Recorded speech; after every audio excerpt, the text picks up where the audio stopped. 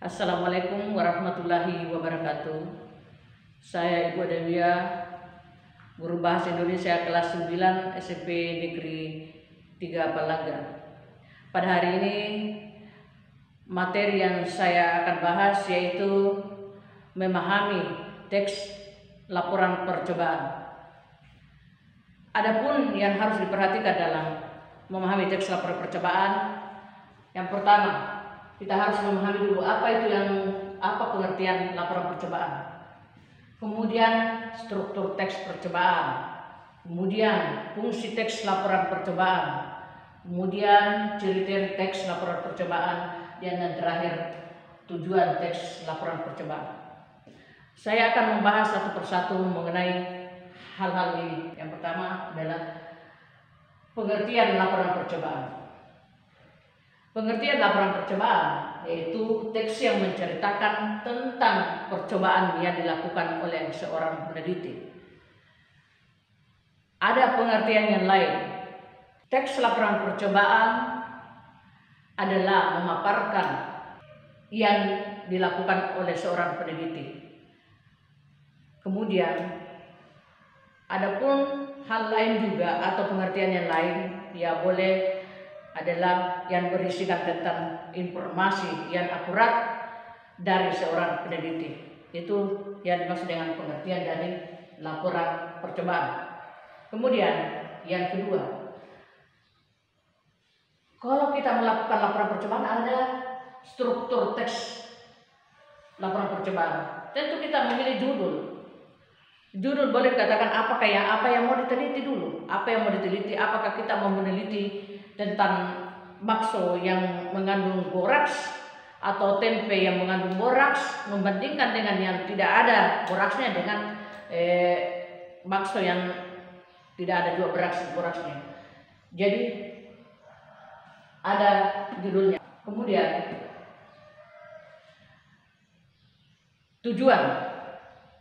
tujuan kita itu melakukan percobaan agar kita bisa mengetahui. Karena selama ini mungkin kita cuma berpendapat bahwa ini tempe ini atau makanan ini tidak bagus atau banyak yang tidak sehat di dalamnya. Tapi setelah kita teliti ya mungkin kita sudah yakin bahwa memang makanan yang jajanan yang ada di sekolah ini atau jajanan yang ada di pasar-pasar atau di warung-warung itu banyak yang tidak sehat, karena kita sudah melakukan penelitian atau melakukan eksperimen percobaan itu supaya kita bisa mengetahui. Kemudian kalau sudah ada apa yang kita mau teliti atau percobaan apa yang kita laksanakan, ada judul dan tujuan, berarti ada bahan dan alat. Kalau umpamanya kita mau meneliti tentang bakso, berarti bahan dan alat yang dipakai dalam membuat bakso, bahan dan alatnya kita menyiapkan semuanya. Itu yang harus diperhatikan. Apa saja yang kita mau teliti atau apa saja yang menjadikan objek penelitian kita atau objek percobaan kita, berarti itu yang harus kita penuhi, bahan dan alat harus kita siapkan terlebih dahulu sebelum kita melakukan percobaan. Kemudian dalam melakukan percobaan tentu kita mempunyai tahap demi tahap. Tahap demi tahap itu atau langkah apa yang harus dilakukan pertama, langkah awal apa, kemudian apa, dan seterusnya sampai selesai. Itu yang dimaksud dengan langkah-langkah kegiatan. Kemudian setelah ada selesai langkah-langkah kegiatan, tentu ada hasil. Jadi ada hasil, ya berarti namanya hasil percobaan, karena kita memang melakukan percobaan atau namanya eksperimen. Kemudian setelah selesai semua mulai dari judul, tujuan, bahan dan alat, langkah-langkah kegiatan, hasil percobaan, tentu ada simpulan atau hasil yang kita capai. Itu sudah ada hasilnya, ada simpulan dari hasil yang kita sudah capai, hasil yang kita sudah coba atau hasil yang kita sudah teliti. Kemudian saya lanjut ke nomor 3, fungsi teks laporan percobaan. Fungsi teks laporan percobaan itu sebagai sumber informasi. Kalau kita sudah melakukan percobaan atau penelitian atau eksperimen, tentu kita sudah bisa percaya, berarti itulah sudah menjadi bisa dikatakan sumber informasi. Sumber informasi dari sebuah penelitian, sumber informasi dari semua percobaan. Kemudian lanjut yang nomor 2, tentu kalau kita sudah mendapat atau sudah menjadi sumber informasi yang akurat, tentu ada bukti yang kita harus lihat. Tidak boleh berbicara saja tanpa ada bukti. Kalau ada bukti, ya kita sudah bisa, bukti itu hasil dari penelitian, bukti itu hasil dari percobaan atau hasil daripada eksperimen. Kemudian untuk dokumentasi, jadi kalau sudah seorang peneliti apabila sudah selesai melakukan percobaan atau eksperimen atau penelitian atau pengamatan itu, tentu dia mendokumentasikan supaya bisa dibagikan kepada orang lain, supaya bisa diketahui orang-orang lain selain peneliti itu sendiri. Itu. Kemudian yang berikutnya, pertanggungjawaban. Jadi kalau kita sudah pernah melakukan percobaan, berarti kita harus bisa bertanggung jawab dari apa yang kita sudah laksanakan. Kalau kita sudah melaksanakan, kita sudah bisa memberitahukan kepada orang, kita sudah percaya diri untuk memberikan kepada orang, kita bisa tanggung jawab terhadap apa yang kita sudah lakukan atau apa yang kita sudah beritahu kepada orang lain, kita sudah menelitinya. Seperti itu. Yang berikut, ciri-ciri teks laporan percobaan. Ciri-ciri teks laporan percobaan berupa fakta, tulis apa adanya, ya jadi harus nyata, fakta. Tidak bisa beropini, tidak bisa berpendapat, ya tidak bisa mengira-kira, harus fakta. Kalau harus nyata. Jadi ada opini, ada fakta. Tentu kelas 9 ini sudah pernah mempelajarinya di kelas 7 atau di kelas 8. Fakta dan opini. Kalau opini itu berpendapat, sedangkan fakta itu sudah jelas.